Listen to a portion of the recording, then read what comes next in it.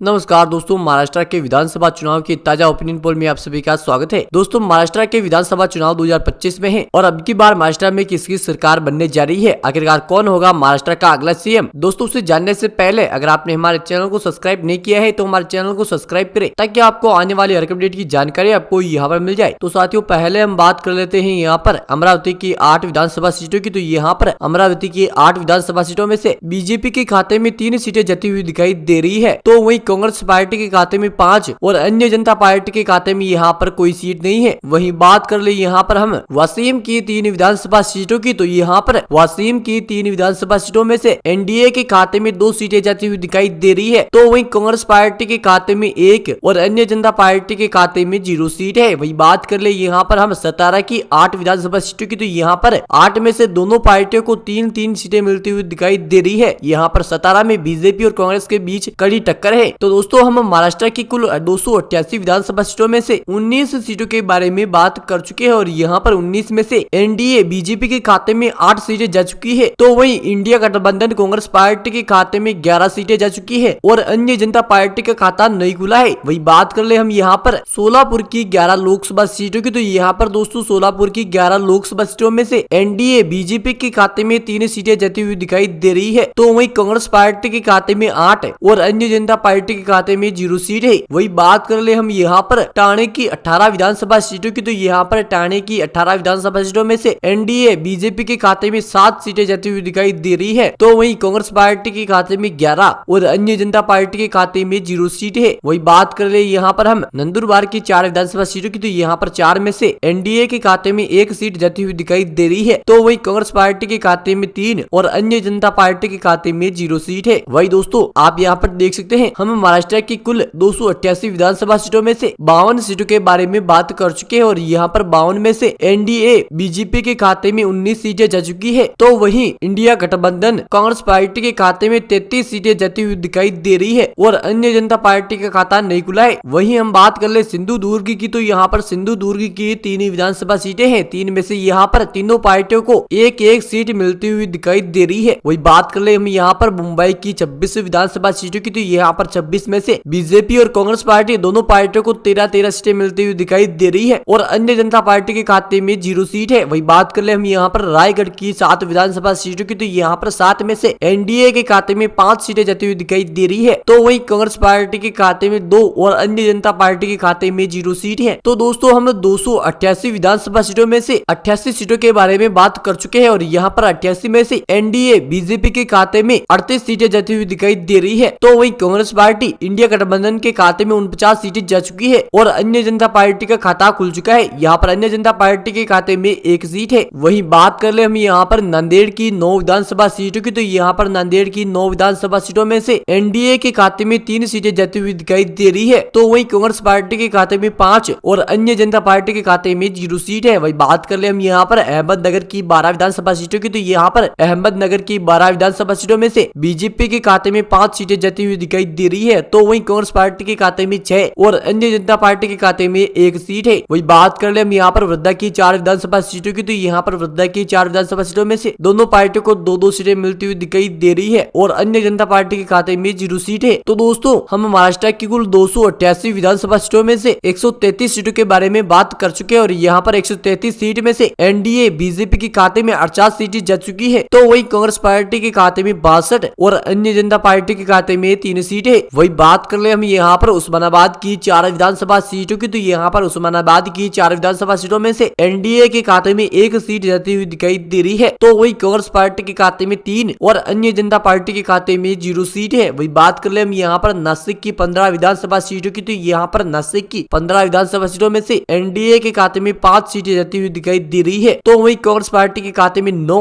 और अन्य जनता पार्टी के खाते में 1 सीट है। वही बात कर ले हम यहाँ पर पालघर की 6 विधानसभा सीटों की। तो यहाँ पर पालघर की 6 विधानसभा सीटों में से एनडीए के खाते में 2 सीट जाती हुई दिखाई दे रही है, तो वही कांग्रेस पार्टी के खाते में 3 और अन्य जनता पार्टी के खाते में 1 सीट है। तो दोस्तों, हम महाराष्ट्र की 288 विधानसभा सीटों में से 142 सीटों के बारे में बात कर चुके हैं और यहाँ पर 142 सीट में से एनडीए बीजेपी के खाते में 57 सीटें जा चुकी है, तो वही कांग्रेस पार्टी इंडिया गठबंधन के खाते में 80 सीटें जा चुकी है और अन्य जनता पार्टी के खाते में 5 सीट सीट है। वहीं बात कर ले हम यहाँ पर यमतमाल की 7 विधानसभा सीटों की, तो यहाँ पर यमतमाल की 7 विधानसभा सीटों में से एनडीए बीजेपी के खाते में और कांग्रेस पार्टी के खाते में, दोनों पार्टियों के खाते में 3-3 सीटें जाती हुई दिखाई दे रही है और अन्य जनता पार्टी के खाते में 1 सीट है। वही बात कर ले हम यहाँ पर पुणे की 21 विधानसभा सीटों की, तो यहाँ पर पुणे की 21 विधानसभा सीटों में से एनडीए बीजेपी के खाते में 6 सीटें जाती हुई दिखाई दे रही है, तो वही कांग्रेस पार्टी के खाते में 14 और अन्य जनता पार्टी के खाते में 1 सीट है। वही बात कर ले हम यहाँ पर नागपुर की 12 विधानसभा सीटों की, तो यहाँ पर नागपुर की 12 विधानसभा सीटों में से एनडीए बीजेपी के खाते में 4 सीटें जाती हुई दिखाई दे रही है, तो वही कांग्रेस पार्टी के खाते में 8 और अन्य जनता पार्टी के खाते में 0 सीट है। वही दोस्तों आप यहाँ पर देख सकते हैं, हम महाराष्ट्र की 288 विधानसभा सीटों में से 182 सीटों के बारे में बात कर चुके हैं और यहाँ पर 182 में से एनडीए बीजेपी के खाते में 70 सीटें जा चुकी है, तो वहीं कांग्रेस पार्टी के खाते में 105 और अन्य जनता पार्टी के खाते में 7 सीट है। वही बात कर ले हम यहाँ पर अकोला की 5 विधानसभा सीटों की, तो यहाँ पर अकोला की 5 विधानसभा सीटों में से एनडीए के खाते में 2 सीटें जाती हुई दिखाई दे रही है, तो वहीं कांग्रेस पार्टी के खाते में 3 और अन्य जनता पार्टी के खाते में 0 सीट है। वही बात कर ले हम यहाँ पर औरंगाबाद की 9 विधानसभा सीटों की, तो यहाँ पर औरंगाबाद की 9 विधानसभा सीटों में से एनडीए के खाते में 3 सीटें जाती हुई दिखाई दे रही है, तो वहीं कांग्रेस पार्टी के खाते में 6 और अन्य जनता पार्टी के खाते में 0 सीट है। वही बात कर ले हम यहाँ पर सांगली की 8 विधानसभा सीटों की, तो यहाँ पर सांगली की 8 विधानसभा सीटों में से दोनों पार्टियों को 4-4 सीटें मिलती हुई दिखाई दे रही है और अन्य जनता पार्टी के खाते में 0 सीट है। वही दोस्तों हम महाराष्ट्र की कुल 288 विधानसभा सीटों में से 204 सीटों के बारे में बात कर चुके हैं और यहाँ पर 204 सीट में से एनडीए बीजेपी के खाते में 89 सीटें जा चुकी है, तो वहीं कांग्रेस पार्टी के खाते में 118 और अन्य जनता पार्टी के खाते में 7 सीट है। वही बात कर ले हम यहाँ पर बीड़ की 6 विधानसभा सीटों की, तो यहाँ पर बीड़ की 6 विधानसभा सीटों में से एनडीए के खाते में 2 सीट जाती हुई दिखाई दे रही है, तो वहीं कांग्रेस पार्टी के खाते में 3 और अन्य जनता पार्टी के खाते में 1 सीट है। वही बात कर ले हम यहाँ पर बुल्डाना की 7 विधानसभा सीटों की, तो यहाँ पर बुल्डाना की 7 विधानसभा सीटों में से एनडीए के खाते में 3 सीटें जाती हुई दिखाई दे रही है, तो वहीं कांग्रेस पार्टी के खाते में 4 और अन्य जनता पार्टी के खाते में 0 सीट है। वही बात कर ले हम यहाँ पर भंडारा की 3 विधानसभा सीटों की, तो यहाँ पर भंडारा के 3 विधानसभा सीटों में से तीनों पार्टियों को 1-1 सीट मिलती हुई दिखाई दे रही है। वही दोस्तों हम महाराष्ट्र की कुल 288 विधानसभा सीटों में से 220 सीटों के बारे में बात कर चुके हैं और यहाँ पर 220 में से एनडीए के खाते में 85 सीटें जा चुकी है, यहाँ पर बीजेपी के खाते में 85 सीट है और कांग्रेस पार्टी इंडिया गठबंधन के खाते में 126 और अन्य जनता पार्टी के खाते में 9 सीट है। और हम बात कर ले यहाँ पर चंद्रपुर की 6 विधानसभा सीटों की, तो यहाँ पर चंद्रपुर की 6 विधानसभा सीटों में से एनडीए के खाते में 2 सीट जाती हुई दिखाई दे रही है, तो वहीं कांग्रेस पार्टी के खाते में 4 और अन्य जनता पार्टी के खाते में 0 सीट है। वही बात कर ले हम यहाँ पर रत्नागिरी की 5 विधानसभा सीटों की, तो यहाँ पर रत्नागिरी की 5 विधानसभा सीटों में से एनडीए के खाते में 2 सीट जा चुकी है, तो वहीं कांग्रेस पार्टी के खाते में 3 और अन्य जनता पार्टी के खाते में 0 सीट है। वही बात कर ले हम यहाँ पर धुले की 5 विधानसभा सीटों की, तो यहाँ पर धुले की 5 विधानसभा सीटों में से एनडीए के खाते में 3 सीट जा चुकी है, तो वहीं कांग्रेस पार्टी के खाते में 2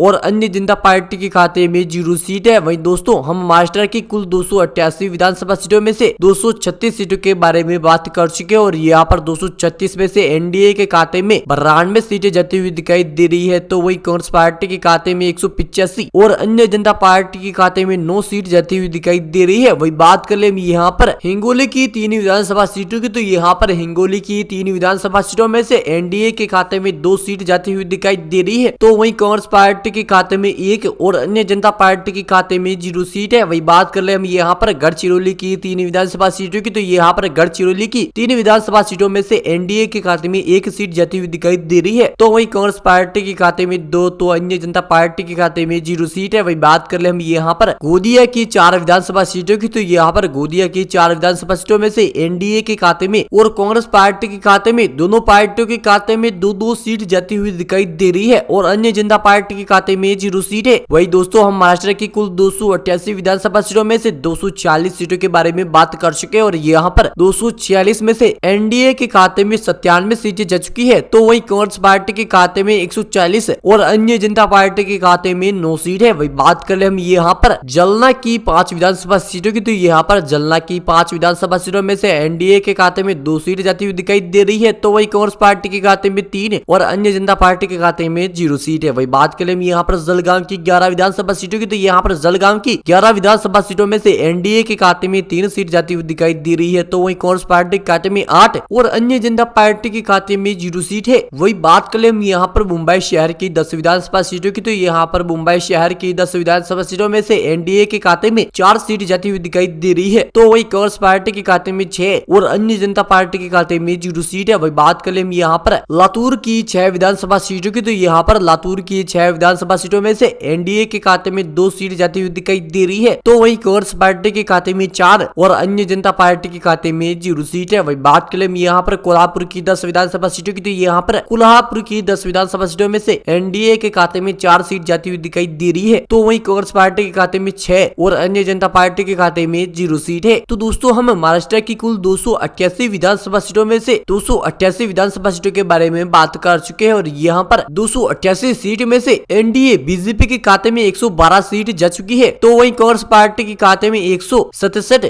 और अन्य जनता पार्टी के खाते में 9 सीट है। तो दोस्तों आप यहाँ पर देख सकते हैं महाराष्ट्र में अगली सरकार कांग्रेस पार्टी की बनने जा रही है, लेकिन दोस्तों हमारे सर्वे पर आपकी क्या राय है? आपके हिसाब से महाराष्ट्र में अब की बार किसकी सरकार बनेगी? आखिरकार कौन मारेगा महाराष्ट्र में बाजी? कौन बनेगा महाराष्ट्र का अगला सीएम? हमें कमेंट करके जरूर बताएं। और दोस्तों अभी तक आपने हमारे चैनल को सब्सक्राइब नहीं किया है तो हमारे चैनल को सब्सक्राइब करें, ताकि आपको आने वाली हर एक अपडेट की जानकारी आपको यहाँ पर मिल जाए।